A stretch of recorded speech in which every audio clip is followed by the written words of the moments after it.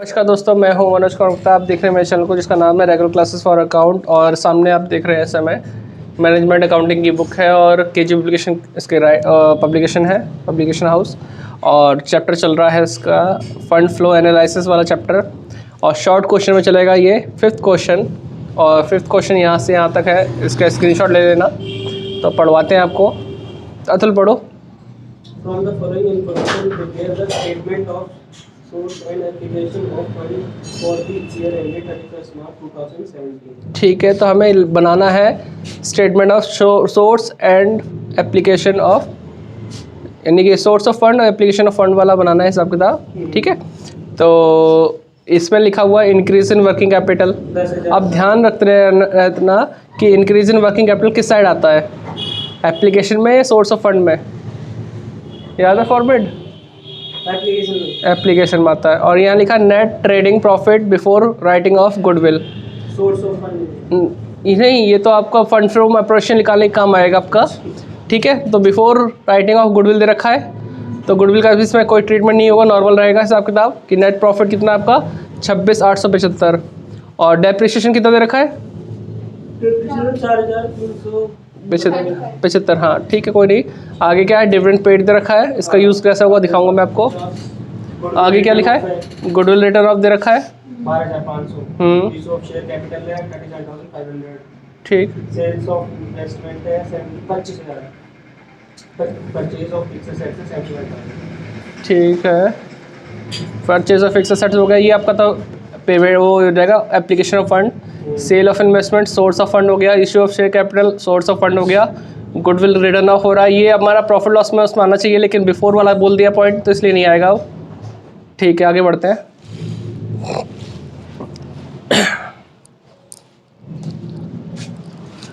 तो फॉर्मेट वाले तो अगर किसी को चाहिए वीडियो तो फर्स्ट वाला क्वेश्चन देख लें, वहाँ पे वीडियो दिखाई गई है। हैं? जेब क्या? ओहो, कोई नहीं, इसमें नहीं आएगा। हाँ, तो इसमें फॉर्मेट पे एक बार ध्यान देख लेते हैं।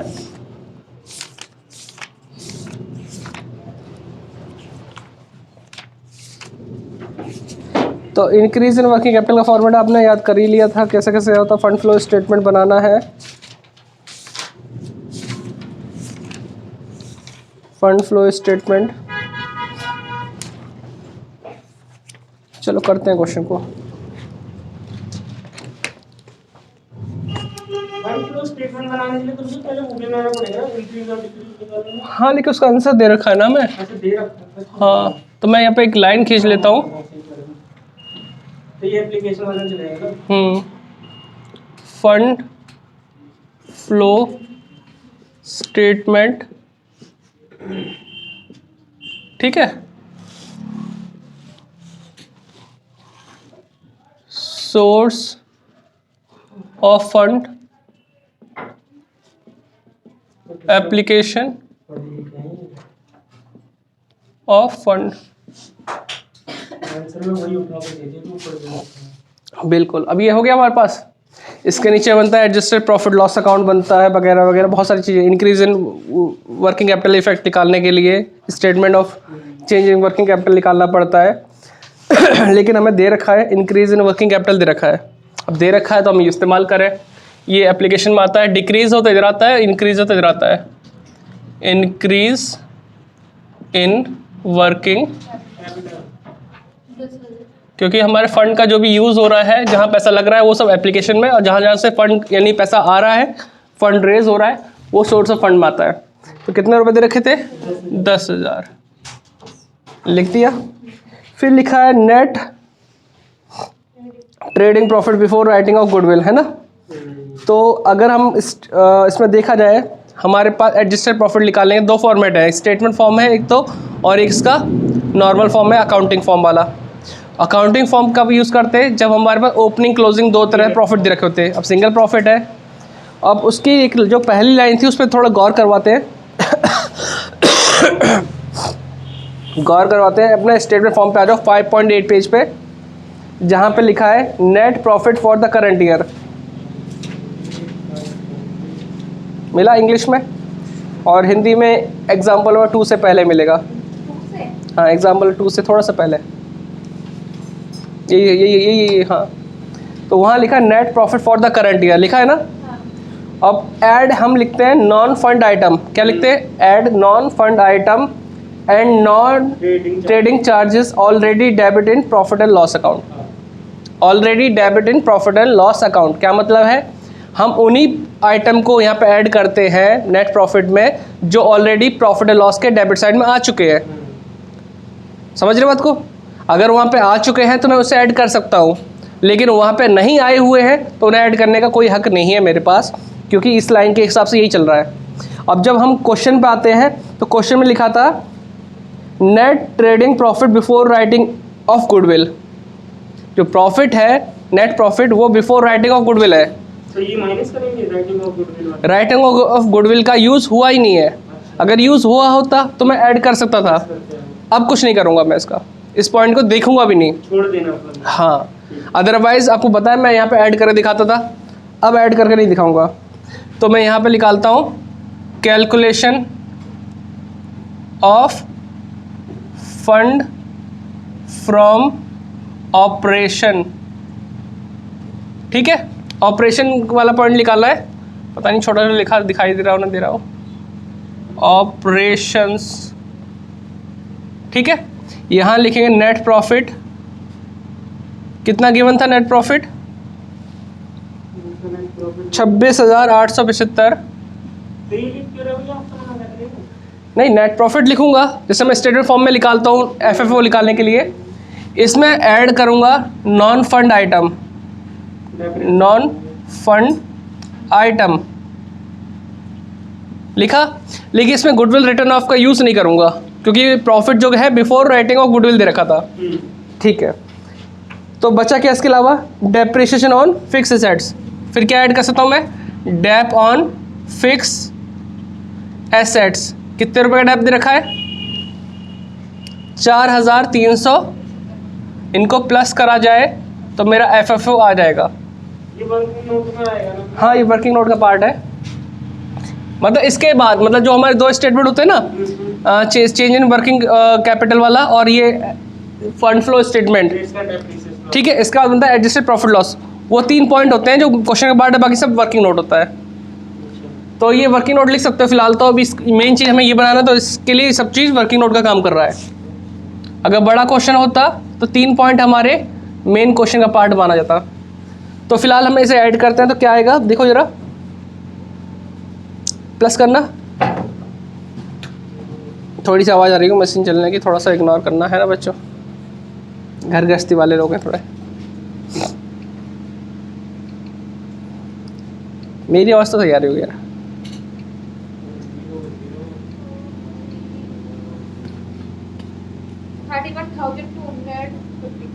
ठीक है। 31,000 ये आ गया हमारा फंड फ्रॉम ऑपरेशन FFO, ठीक है। ये फंड फ्रॉम ऑपरेशन कहाँ आता है, सोर्स ऑफ फंड में आता है, फंड फ्रॉम ऑपरेशन, क्योंकि हम जितनी जानकारी दे रखी है इससे हम सिर्फ यही चीज़ निकाल रहे हैं कि statement of fund flow statement पता चल जाए कि कहाँ कितने पैसे का यूज़ किया गया, कहाँ कहाँ से पैसे आ रहे हैं। 2 पॉइंट हमारे आगे, फिर आगे बढ़ते हैं डिविडेंड पेड। डिविडेंड पेड करने से फंड हमारा रेज होता है या फिर ख़त्म होता है, खर्चा होता है, इंक्रीज होता है। डिविडेंड पेड करते हैं तो पैसा जाता है आता है, जाता है। हाँ तो इधर आएगा डिविडेंड पेड, कितना था 8,750। इसके बाद है अगला है गुडविल रिटर्न ऑफ, तो हमें छोड़ना है issue of share capital, issue of share capital से पैसा आता है ना, तो शेयर कैपिटल कितना है 37,500, इसका पैसा कितना था 31,250 था ना, 31,250 वो लिख दिया हमने। इसके बाद आता है सेल ऑफ इन्वेस्टमेंट, पैसा आएगा ना इससे भी, सेल ऑफ इन्वेस्टमेंट कितना रुपया आया अभी तभी सही नहीं हुई मेरी।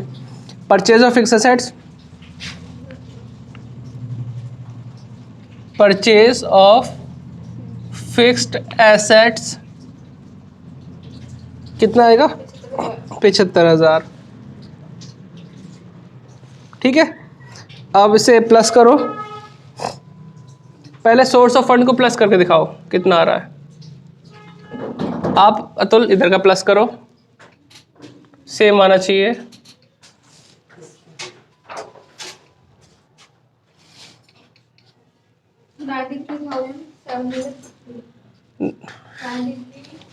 एक सेकंड,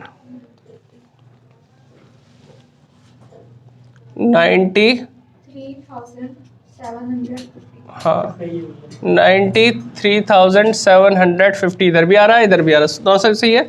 तो हमारा फंड फ्लो स्टेटमेंट हो गया। हमारी पूरी कोशिश इसी के लिए रहती है कि कितना पैसा कहाँ कहाँ से आया, सोर्स ऑफ फंड में लिखो, और जहाँ जहाँ पैसा खर्च हो रहा है उसके बारे में यहाँ लिखो।